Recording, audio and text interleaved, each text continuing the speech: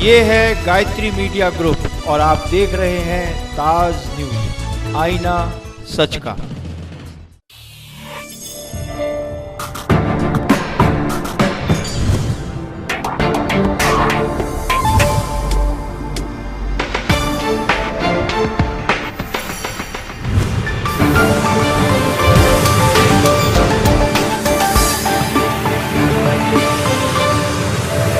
नमस्कार, ताज न्यूज में आप सभी का स्वागत है और मैं हूं आपके साथ नेहा। बुलेटिन की शुरुआत करते हैं, लेकिन सबसे पहले नजर डालेंगे इस वक्त की हेडलाइंस पर।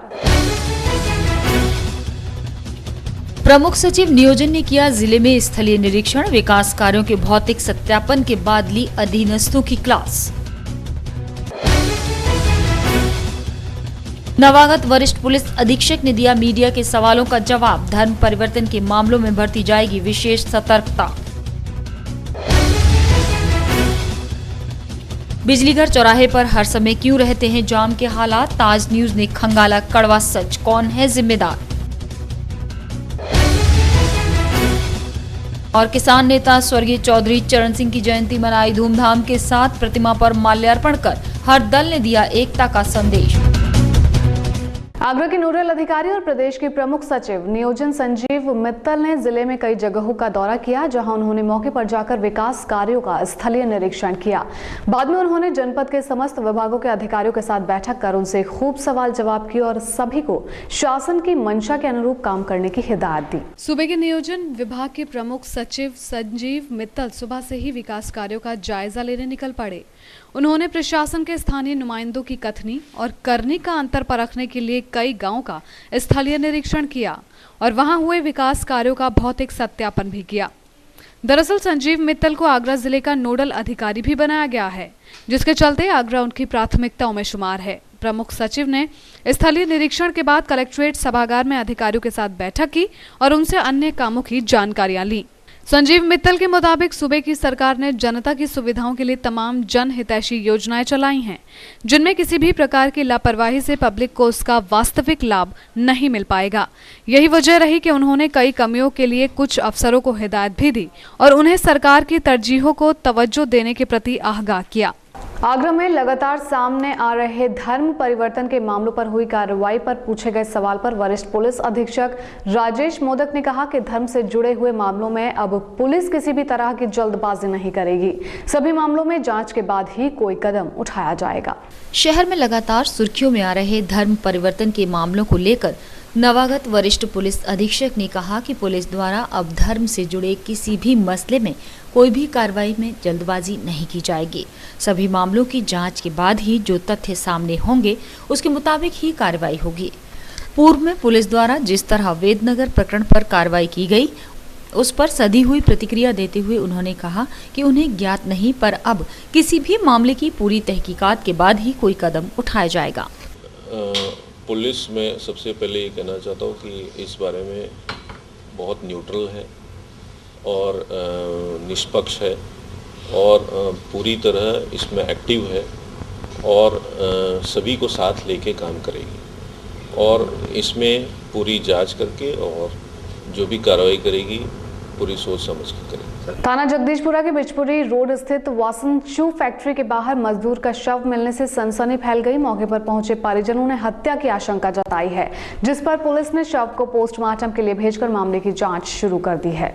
थाना जगदीशपुरा में बिचपुरी रोड पर ये नजारा है वासन शू फैक्ट्री के बाहर का, जहां उस वक्त हड़कंप मच गया जब यहां काम करने वाले एक मजदूर का शव फैक्ट्री के बाहर पड़ा मिला, जिसकी सूचना मिलते ही बड़ी संख्या में लोगों की भीड़ मौके पर जुट गई और साथ ही उसके परिजन भी पहुंच गए। मृतक के शरीर और गले पर चोट के निशान हैं, जिससे परिजन उसकी हत्या की आशंका जता रहे हैं। जो गेटमैन है वो बता रहा है कि मेरे रेस्ट में शान हो रहे हैं, 5:30 बजे फैक्ट्री से निकली हैं, मगर हमको जो सूचना मिली है 7:35 पे 7:35 पे यहाँ से लड़की ने घर से फ़ोन किया इनकी ने, तो मोबाइल की पेंट में था, जो सना कपड़े सारे सने हुए थे या डरे हुए थे। मेरी आशंका ये है कि इस समय यहाँ आने पे कोई कीचड़ नहीं है और इनके बताया जा रहा है कि बैक में कहीं चोट लगी हुई है, पीछे से मारा गया है और इनका मर्डर हुआ है। क्योंकि मैंने एक बार और भी सोचा था कि इनके ऊपर कोई आक्रमण किया था किसी ने, अब ये नहीं मालूम कौन है, मेरे रिश्तेदार हैं ये। हाँ, मेरे भांजे दामाद लगते हैं। शव मिलने की सूचना पर पहुंची पुलिस ने शव को पोस्टमार्टम के लिए भिजवा दिया और मामले की जांच शुरू कर दी है। अब देखना होगा कि पुलिस इस गुत्थी को कब तक सुलझा पाती है। पिनाहट क्षेत्र से गायब हुई लड़की का दिल्ली में सुराग मिलने के बाद उसे आगरा लाया गया, जहां नाबालिग ने पूर्व बसपा विधायक के भतीजे पर बहला फुसलाकर भगाकर ले जाने का आरोप लगाया है। पीड़िता के बयान जहां दीवानी न्यायालय में दर्ज कराए गए तो वहीं उसके परिजनों ने जिला मुख्यालय पहुंचकर न्याय की गुहार लगाई है। उनके मुताबिक पूर्व विधायक के दबाव में उन पर केस वापस लेने का दबाव बनाया जा रहा है। राजनेताओं पर चारित्रिक पतन के आरोप कोई नई बात नहीं है, मगर उनके परिजन भी ऐसे मामलों में उनसे 2 कदम आगे निकल रहे हैं। ऐसा ही एक मामला बाहत क्षेत्र का है, जिसमें पिनाहट से गायब हुई नाबालिग लड़की को भगाने के लिए बहुजन समाज पार्टी के एक पूर्व विधायक के भतीजे पर दोषारोपण किया गया है। परिजनों के अनुसार उनका भतीजा बहला फुसलाकर लड़की को अपने साथ ले गया था। ले गई थी, वो गली में से अगवा कर ले गई। हाँ, फिर वो जो हमने, उनकी उम्र 15 साल के करीब है और वो दिल्ली हमने बरामद की। फिर वो हाँ, फिर आपने पुलिस में शिकायत की तो पुलिस ने लेटर लफी की और शाम को फिर जब हमने इनसे जिला जज से बात करी तब उन्होंने रिपोर्ट लिखी हमारी और फिर वो दबाव बना रहे हैं। अब कौन दबाव बना रहा है, किसका संरक्षण मिल रहा है? उनको संरक्षण पूर्व विधायक का मिल रहा है। मसूदन शर्मा है, वो सब बसपा पार्टी से हैं। मकसूदन पूर्व विधायक का चचेरे भाई का लड़का मेरी लड़की को ले गया है यहाँ से, टोनू लक्ष्मीकांत। सुराग लगने पर लड़की को दिल्ली से ढूंढ निकाला गया। इलाका पुलिस ने जिसे न्यायालय में हाजिर किया, वहां उसके कलमबंद बयान दर्ज हुए, लेकिन लड़की पक्ष का आरोप है कि अब इस मामले में अपने भतीजे को फंसता देख पूर्व विधायक पक्ष की ओर से मामले में समझौते का दबाव बनाया जा रहा है, जिसमें उन्हें तरह तरह की धमकियां भी दी जा रही हैं। पीड़ित परिवार ने पुलिस और प्रशासन से न्याय की गुहार लगाई है। विगत दिनों थाना सिकंदरा के सेक्टर 16 स्थित नहर के पास मिले 40 वर्षीय व्यक्ति का शव हत्या कर फेंका गया था, जिसकी हत्या का खुलासा करते हुए पुलिस ने इस हत्याकांड को अंजाम देने वाले 3 लोगों को गिरफ्तार किया है। पुलिस के मुताबिक इस हत्याकांड को मृतक की पत्नी ने अपने प्रेमी के साथ मिलकर अंजाम दिया। जी हाँ, ये घटना थी थाना सिकंदरा इलाके के सेक्टर 16 सिकंदरा नहर की। इसी माह 17 दिसंबर को एक अज्ञात शव मिला, जिसका सर कुचला हुआ था। मौके पर पहुंची पुलिस ने शव की शिनाख्त कराने के प्रयास किए, लेकिन शिनाख्त नहीं हो पाई। इसके बाद शिव कुमार नाम के व्यक्ति ने शव की शिनाख्त अपने भतीजे रामवीर के रूप में की। मंगलवार पुलिस ने इस घटना का अनावरण किया। हत्यारा कोई और नहीं बल्कि उसकी पत्नी अंजू ही थी। दरअसल रामवीर दिल्ली में म्युनिसिपल कॉर्पोरेशन में बिजली मिस्त्री के पद पर कार्यरत था। पुलिस की पूछताछ में पता चला कि रामवीर अपनी पत्नी पर किसी और से अवैध संबंधों का शक किया करता था और उसको लेकर मारपीट भी होती थी। इसी बात से तंग आकर अंजू ने पति रामवीर को रास्ते से हटाने की ठान ली और अपने साथी और दोस्त के साथ मिलकर 17 दिसंबर को रामवीर जब दिल्ली जा रहा था, नहर के पास सुनसान जगह पर रामवीर के पहले गोली मारी और उसके बाद सर को कुचलकर उसकी हत्या कर दी। फिलहाल पुलिस ने पत्नी सहित दोनों हत्यारोपियों को गिरफ्तार कर लिया है, जिनके कब्जे से हत्या में प्रयुक्त तमंचा भी बरामद हुआ है। लेकिन इस घटना से एक बात तो तय है कि जिस रामवीर ने पत्नी अंजू के साथ 7 फेरे ले जीने मरने की कस्में खाई थी, उस रामवीर ने कभी सपने में भी नहीं सोचा होगा कि वो उसकी हत्या करा देगी। इसमें अंजू है, वो उनकी जो मृतक की पत्नी है, उनके 2 साथी है, अभियुक्त जीतू और अजय, और उनके पास तमंचा मिला है जिसे घटना हुई थी और इसको पूरी तरह से खोला है। मैं इसके लिए उनको पुरस्कृत भी करूंगा। सर, अपराधी जो पकड़े हैं उन्होंने अपराध किया क्यों किया सर? ऐसा क्या मकसद था इनका? मकसद एक्चुअली आप जान नहीं सकते हैं कि जो महिला जो उनकी पत्नी थी वो भी इसमें इन्वॉल्व है, तो इसमें किसी तरह का संबंध या अवैध संबंध से जुड़ा हुआ मामला है, तो इसमें हम लोगों ने गिरफ्तारी कर ली है। क्रिसमस पर चर्च में होने वाले कार्यक्रमों को लेकर पुलिस प्रशासन पूरी तरह से सतर्क नजर आ रहा है। नवागत वरिष्ठ पुलिस अधीक्षक राजेश मोदक ने बताया कि क्रिश्चियन समाज के लोगों ने सुरक्षा की मांग की है, जिसके संदर्भ में गंभीरता से विचार कर जरूरी कदम उठाए जाएंगे। धर्म परिवर्तन को लेकर इस वक्त शहर में लगातार चर्चाओं का दौर जारी है। हाल ही में थाना इदमातपुर के गांव गढ़ी संपत में कई महिलाओं ने हिंदू धर्म छोड़ ईसाई धर्म अपनाया और ऐसे ही कई मामले लगातार सुर्खियों में भी आ रहे हैं, जिससे माहौल बिगड़ने की भी आशंका बनी हुई है। इसी को देखते हुए अब आगामी 25 दिसंबर को चर्चेज में आयोजित होने वाले कार्यक्रमों के दौरान किसी भी तरह की कोई अनहोनी न हो, इसके लिए ईसाई धर्म से जुड़े लोगों ने इस दिन चर्चों पर सुरक्षा व्यवस्था की मांग की है, जिस पर वरिष्ठ पुलिस अधीक्षक ने जरूरी कदम उठाते हुए फोर्स तैनात करने की बात कही और कहा है कि शहर की फिजा किसी को खराब करने नहीं दी जाएगी। यहाँ का एक ट्रेडिशन है कि यहाँ पे किसी तरह की रैली भी निकलती है क्रिसमस के दिन, तो उससे रिलेटेड मुझसे लोग बात करने भी आए थे कि उसको सुरक्षा प्रदान करनी है और बाकी उनका त्यौहार अच्छे से निकल जाए 25 तारीख का, वो उसको देखते हुए भी उन्होंने सुरक्षा की डिमांड की है, जो नॉर्मली हर साल भी होती है। तो वो हम अपनी तरफ से कर रहे हैं, उसकी तरफ हमारा ध्यान है, हम अच्छी तरह से सुरक्षा भी। आगरा में कई बिल्डर्स के मनमाने तरीके से हुए निर्माणों की फाइलें इन दिनों एडीए में तलाशी जा रही हैं, ताकि बिल्डर्स द्वारा बनाई गई बिल्डिंग्स की जांच रिपोर्ट बनाकर कार्रवाई की जा सके। आपको बता दें कि ये सारी कार्रवाई सुप्रीम कोर्ट के मॉनिटरिंग सदस्य डीके जोशी के सूचना का अधिकार के तहत मांगी गई जानकारी के बाद अमल में लाई जा रही है। आगरा में मानकों की अनदेखी कर ऊंची ऊंची इमारतें बनना और कायदे कानून को उन बिल्डिंग के नीचे दबा देना बिल्डर्स की पुरानी आदत है, जिसके बाद नियम विरुद्ध बनी कई बड़े बिल्डर्स की बहुमंजिला इमारतों की पुरानी फाइलें इन दिनों एडीए तो बुलेटिन में फिलहाल रुक रहे हैं एक छोटे से ब्रेक के लिए। आप बने रहिए ताज न्यूज के साथ।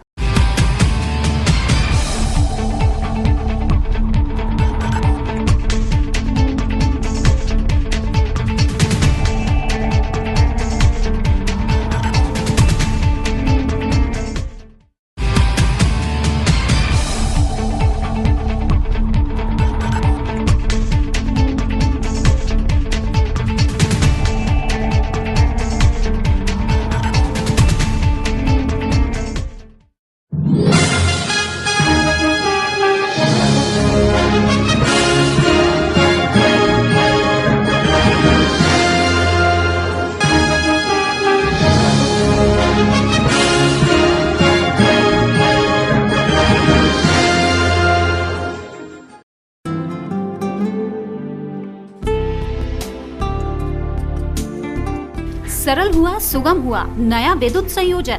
अब टोरंट पावर में नया विद्युत संयोजन का आवेदन करना और भी सरल हुआ।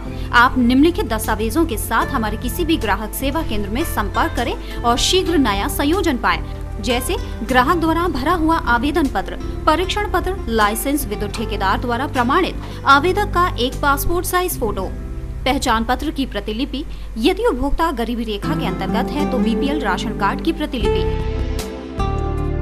जहां संयोजन अपेक्षित है उस जगह पर कोई बकाया राशि न होने का घोषणा पत्र 10 रुपए के स्टाम्प पेपर पर, अपेक्षित परिसर का स्वामित्व प्रमाण पत्र की प्रतिलिपि या उसके अभाव में 100 रुपए के स्टाम्प पेपर पर क्षतिपूर्तिबद्ध पत्र। यदि आवेदक उस परिसर का स्वामित्व नहीं है तो स्वामित्व प्रमाण पत्र के साथ मालिक द्वारा प्रमाणित अनापत्ति प्रमाण पत्र।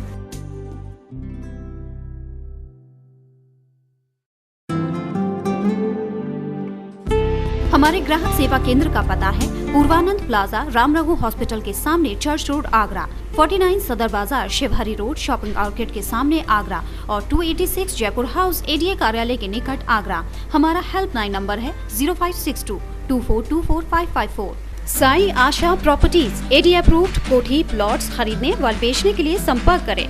ताज नगरी 2 में एडीए अप्रूव्ड प्लॉट्स के लिए संपर्क करें।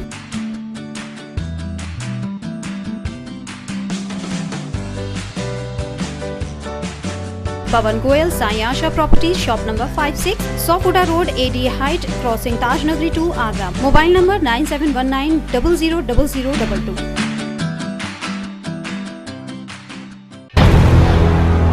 इसी एकता के मंत्र को लेकर के ये देश आगे बढ़े। साइकिल भी सस्ती कर दी। अच्छा, कईयों की चुनाव ऐसे हैं जिसमें टैक्स कमी नहीं कर सकते। मैं केवल मंत्री पद से नहीं, सांसद से भी इस्तीफा दे रहा हूं। संगठन जो है अध्यक्ष का विरोध कर रहे हैं, पार्टी का नहीं विरोध कर रहे।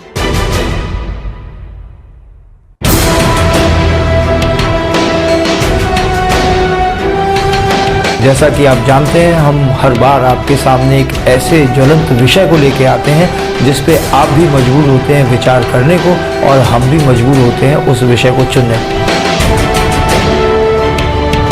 क्या हम देशभक्त हैं? प्रश्न के साथ साथ बहुत बड़ा एक विचार मंथन हमें करना है।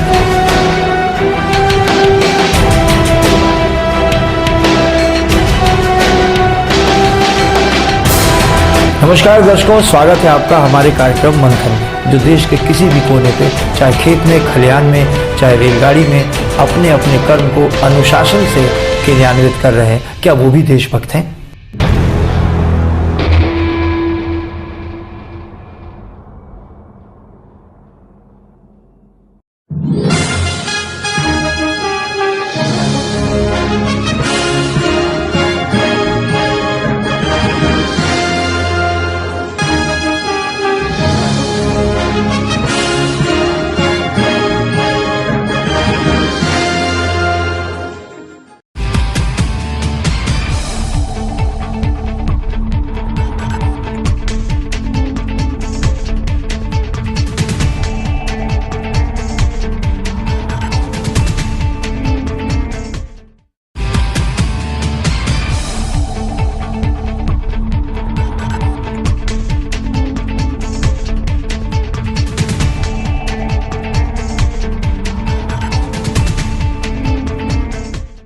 ब्रेक के बाद आइए बढ़ते अगली खबर की तरफ। आगरा को ग्रीन आगरा, क्लीन आगरा का नारा देने वाले जिलाधिकारी का असर शहर पर हुआ या नहीं, ये तो सब जानते हैं, लेकिन इसका असर आगरा विकास प्राधिकरण पर जरूर हुआ, जिसका जीता जागता उदाहरण है प्राधिकरण में बना पार्क, जहां हर ओर हरियाली ही हरियाली नजर आती है, जो अन्य सरकारी कार्यालयों के लिए भी एक नजीर है।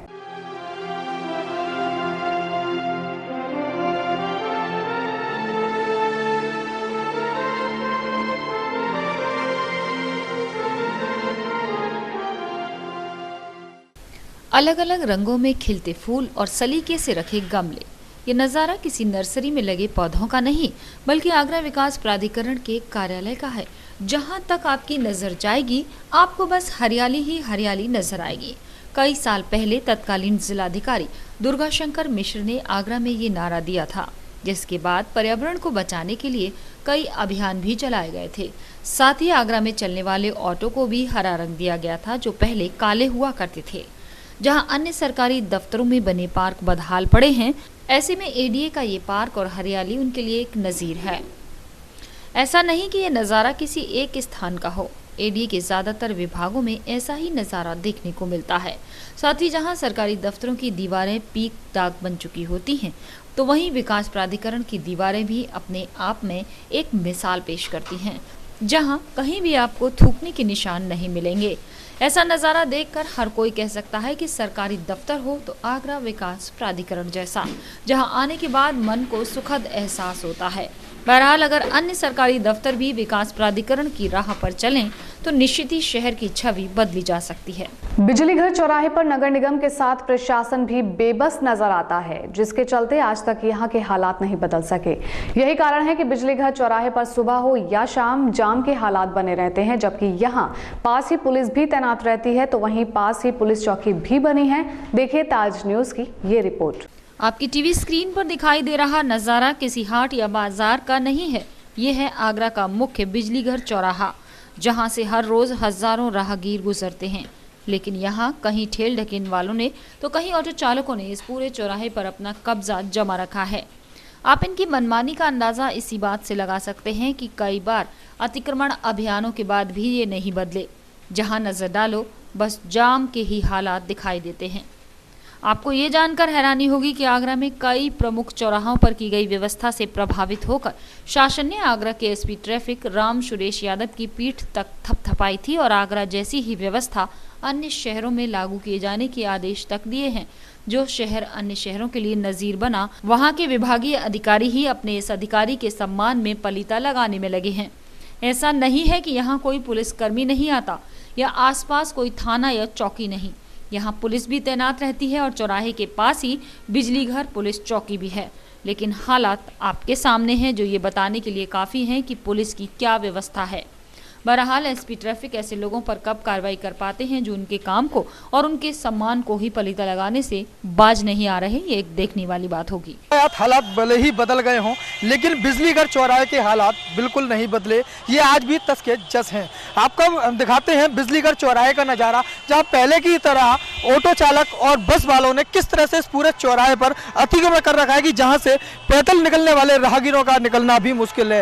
एक और एसपी ट्रैफिक की पीठ थपथपाई जा रही है इस पूरी यातायात व्यवस्था को लेकर, लेकिन शहर के बीचों बीच बने इस चौराहे के हालात क्या है ये आपके सामने है। बहरहाल इस चौराहे के हालात कब तक बदल पाते हैं ये देखने वाली बात होगी। अपने साथी अनिल सप्ताह के साथ कपिल अग्रवाल, ताज न्यूज, आगरा। फैक्ट्री मालिक की मनमानी का शिकार महेश को पुलिस से भी मिली उपेक्षा, जिसने मानसिक तनाव में आकर आत्मदाह करने की कोशिश की। पीड़ित के परिजनों ने प्रेस वार्ता के दौरान बताया कि गंभीर रूप से घायल महेश एसएन अस्पताल में जिंदगी और मौत के बीच जूझ रहा है। उन्होंने पुलिस और प्रशासन से पीड़ित को न्याय दिलाने की गुहार लगाई है। फैक्ट्री मालिक के दबाव और मानसिक तनाव के कारण फैक्ट्री में काम करने वाले महेश ने आत्मदाह की कोशिश की, जहां उसे गंभीर हालत में एसएन अस्पताल में भर्ती कराया गया है। पीड़ित के पिता ओम प्रकाश ने ताज प्रेस क्लब में आयोजित प्रेस वार्ता के दौरान बताया कि महेश पिछले 3 वर्ष से संजू उर्फ लल्लू के कारखाने में तोड़ियां बनाने का कार्य कर रहा था, जहां उसे पिछले 5 माह से वेतन नहीं दिया गया और उसके साथ आए दिन मारपीट भी की जाती थी। महेश के पिता ने आरोप लगाते हुए कहा कि संजू ने जबरन उनसे कोरे स्टाम्प पर हस्ताक्षर करवा लिए और जान से मारने की धमकी भी दी। इसी मानसिक तनाव के चलते 15 दिसंबर को महेश ने केरोसिन डालकर आत्मदाह की कोशिश की। उसको चांदी का आरोप लगाया, आर्टिकल चांदी का, कि चांदी नहीं कम पड़ रही है, कहाँ गई।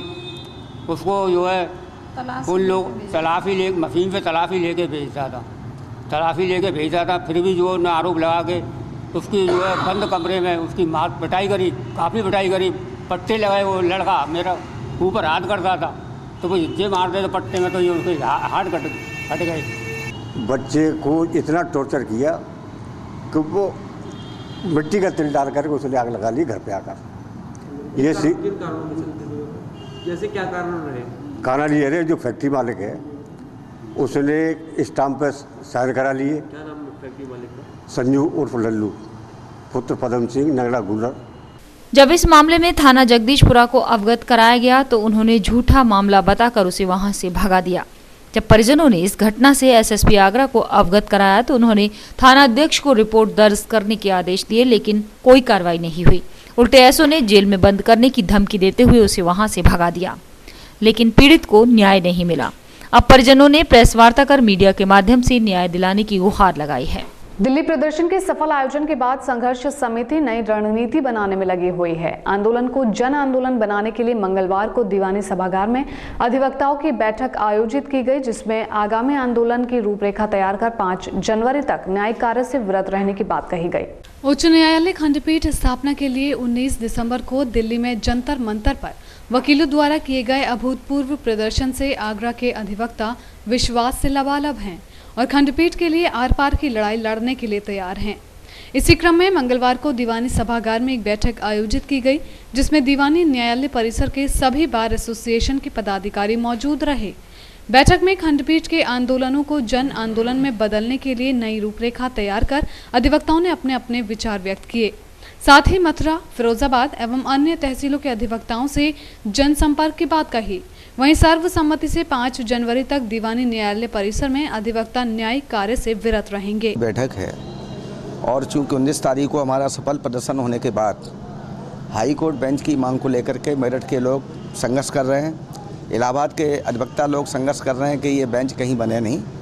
इसलिए चूंकि आगरा का ये अधिकार है कि हाई कोर्ट की बेंच आगरा में बननी चाहिए, माननीय जसवंत सिंह आयोग ने भी आगरा के लिए सिफारिश की है, तो हम लोग सभी आगरा के अधिवक्तागण, आम जनता और हमारी संघर्ष समिति एक्टिव है और इस मुद्दे को और अच्छे स्तर पर चलाने के लिए, ताकि केंद्र और राज्य सरकारों को ये एहसास हो कि जसवंत सिंह आयोग की रिपोर्ट तुरंत लागू की जाए।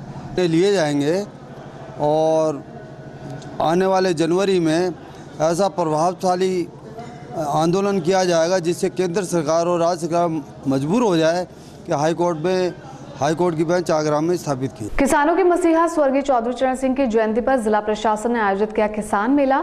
जनपद भर से आए किसानों ने जिसका लाभ उठाया। इस मेले में कृषि विभाग द्वारा विभिन्न तरह की योजनाओं की जानकारियां दी गई, जबकि वहां मौजूद कृषि वैज्ञानिकों ने उनका मार्गदर्शन किया और तमाम नई तकनीकों के बारे में उन्हें जागरूक किया। देश के पूर्व प्रधानमंत्री चौधरी चरण सिंह की 112वीं जयंती पर प्रशासन भी पीछे नहीं रहा, जिसने डीआईसी ग्राउंड पर एक विशाल किसान मेले का आयोजन किया। इस मेले का प्रमुख उद्देश्य किसानों को बेहतर खेती के प्रति जागरूक बनाना था। मेले में दूर दराज क्षेत्रों से कृषि वैज्ञानिकों ने उन्नत खेती के लिए तरह तरह की प्रयोगात्मक तकनीकी बताई और ऐसी सामान्य जानकारियां दी जिनके प्रयोग के बाद असाधारण परिणाम आ सकते हैं। मैं भगवान के तुल्य आपको मानता हूँ, भगवान के तुल्य हमारे किसान देवता हो। कहते हैं कि बिना पशुपालन के खेती की बात पूरी होती ही नहीं है। कहते हैं कि जब किसी ग्रामीण वृद्ध महिला का या बाबा का आशीर्वाद लिया जाता है पैर छू करके, तो कहते हैं आशीर्वाद में क्या मिलता है कि बेटा दूधो नहाओ और पूतो फलो। गेंदा के फूल में पारिश्रम तत्व होता है जो मच्छर मारने की सबसे बड़ी बलद दवा है। जब मेरी भैंसिया धार काट रहे, मैं काट रहा हूँ, चाहे कोई काट रहा है, कूद रही है दूध निकालने में, तो आप दीपक में, भूलुआ में, कुल्लड़ में 2-3 फूल रख लेना सुखा के। जबकि कृषि विभाग के अधिकारियों ने विभागीय गतिविधियों की जानकारियां देते हुए कहा कि किसानों को सुविधा देने के लिए विभाग ने एक पंजीकरण प्रक्रिया शुरू की है, जिसका सीधा लाभ उनके खाते में आएगा। ऐसा चीज नहीं है कि तुरंत हम कहें तुरंत हो जाए। ये आप बिल्कुल सही कह रहे हैं कि इस समय आपके लिए आवश्यकता है, आप ही की आवश्यकता के दृष्टिगत शासन से मांग की गई है। यथासंभव जल्दी से जल्दी वहां से आने की उम्मीद है। जैसे उपलब्ध वहां से हो जाएगी स्वीकृति, आपको उपलब्ध करा दिया जाएगा। इस मौके पर कृषि विभाग के पैरेलल चलाने वाले कई और विभागों ने भी अपने स्टॉल लगाए थे, जिन पर किसानों के लिए तमाम लाभकारी सामग्री उपलब्ध थी, जिनके इस्तेमाल से वो अपनी खेती और बेहतर बना सकते हैं। किसानों के मसीहा और पूर्व प्रधानमंत्री चौधरी चरण सिंह के जन्मदिन के अवसर पर समाजवादी शहर इकाई द्वारा एमजी रोड स्थित कार्यालय पर एक गोष्ठी का आयोजन किया गया, जिसमें चौधरी साहब के दिखाए रास्ते पर चलने का संकल्प लिया गया। आज चौधरी साहब का हम 113वां जन्म दिवस मना रहे हैं। चौधरी चरण सिंह जी किसी समाज के नेता नहीं थे, वो पूरे देश के नेता थे। जैसा कि आजकल देखते हैं आप, फला आदमी जाट नेता है, फला ब्राह्मण नेता है, फला दलित नेता है। चौधरी साहब एक किसी समुदाय के नेता नहीं थे, पूरे देश के नेता थे। वन विभाग ताजमहल के पास से एक और सुंदर पार्क बनाने की तैयारियों में जुटा हुआ है। वन विभाग मेरा वृक्ष कार्यक्रम स्थल को ताज नेचर वॉक पार्क की तरह डेवलप करने जा रहा है। इसके लिए मेरा वृक्ष कार्यक्रम में सुगंधित फूलों के पेड़ पौधे और इस स्थल को निहारने के लिए व्यवस्थित व्यवस्था भी की जा रही है। सूत्रों की माने तो 17 जनवरी को प्रदेश के मुखिया इस स्थान का दौरा कर सकते हैं। मेरा वृक्ष कार्यक्रम स्थल अब पर्यटक स्थल बनने की तैयारी कर रहा है। वन विभाग ताजमहल के करीब एक और सुंदर पार्क बनाने की तैयारी में है। वन विभाग मेरा वृक्ष कार्यक्रम स्थल का सौंदर्यीकरण करके उसे पर्यटकों के घूमने योग्य बनाने की तैयारी कर रहा है। इस पार्क में खुशबूदार फूलों के पौधे, सुंदर रंग बिरंगे फूलों के बगीचे और इस सुंदरता को देखने के लिए और हरियाली के बीच घूमने के लिए नए फुटपाथ का निर्माण भी किया जा रहा है। साथ ही इस स्थान पर कुछ ऐसे स्थानों को भी बनाया जाएगा जहां बैठकर पर्यटक कुछ पल आराम कर सकेंगे। वेदनगर वासियों को उनका हक और न्याय मिले, इसके लिए पीस पार्टी पदाधिकारी सदर तहसील में भूख हड़ताल पर बैठेंगे। पीस पार्टी की जिला और शहर कमेटी बुधवार को सदर तहसील में सैकड़ों कार्यकर्ताओं के साथ सामूहिक भूख हड़ताल करेंगे और वेदनगर में धर्मांतरण कराने वाले असली आरोपियों की गिरफ्तारी की मांग भी की जाएगी। हम शासन प्रशासन का ये ध्यान दिलाना चाहते हैं कि धर्मांतरण मुद्दे को लेकर के जो पीस पार्टी आपसे या बराबर करती रही है कि वास्तविक दोषियों को सलाखों के पीछे पहुंचाया जाए और एक छोटे प्यादे को सामने रख करके पूरे मामले की तस्वीर न कर ली जाए। नंद किशोर वास्तव में एक छोटा मोहरा है। इसके पीछे जो प्रांत प्रचारक हैं राजेश्वर सिंह जी, दिनेश जी, उन लोगों की ज्यादा गलती है। रेडियो टैक्सी प्रदेश सरकार की मुख्य योजनाओं में शामिल है। बावजूद इसके इस योजना को अभी तक ताजनगरी में शुरू नहीं किया जा सका है। हालांकि आरटीओ आगरा से सारथी क्लब के रूप में एक संगठन मिला था और इस योजना को ताजनगरी में जल्द शुरू कराने की बात भी की गई थी, लेकिन फिलहाल मामला ठंडे बस्ते में पड़ा है। वहीं आरटीओ अधिकारी इस योजना को जल्द शुरू कराने के लिए सारथी क्लब मेंबर पर दबाव बना रहे हैं। इस बार जो रेडियो टैक्सी की मीटिंग हुई है उसमें काफ़ी जो 8-10 वाहन स्वामी हमारे पास आए थे, उन्होंने काफ़ी विस्तृत गहन विचार विमर्श किया है, जिसमें से उन्होंने जो सबसे महत्वपूर्ण बात हुई है कि प्रॉफिट एंड लॉस, कोई भी बिजनेस जब होता है तो उसमें लोग उसकी लाभ हानि पर सबसे पहले जाते हैं। तो उसका कैलकुलेशन उन लोगों ने किया कि जैसे एक गाड़ी हम खरीदेंगे तो गाड़ी का क्या मूल्य होगा, उसमें कितना ड्राइवर कंडक्टर में कितना आय व्यय आएगा, कितना उसको ऑफिस बनाने में आएगा, क्या क्या उसको प्रॉब्लम्स आएंगी, तो वो उन्होंने कर लिया है। और मेरे ख्याल से उन्होंने हमको आश्वासन दिया है कि मार्च तक शायद कुछ लोग उसमें आगे आएंगे। इसी के साथ फिलहाल ताज न्यूज़ के इस बुलेटिन में इतना ही। लेनी होगी आपसे इजाजत। नमस्कार।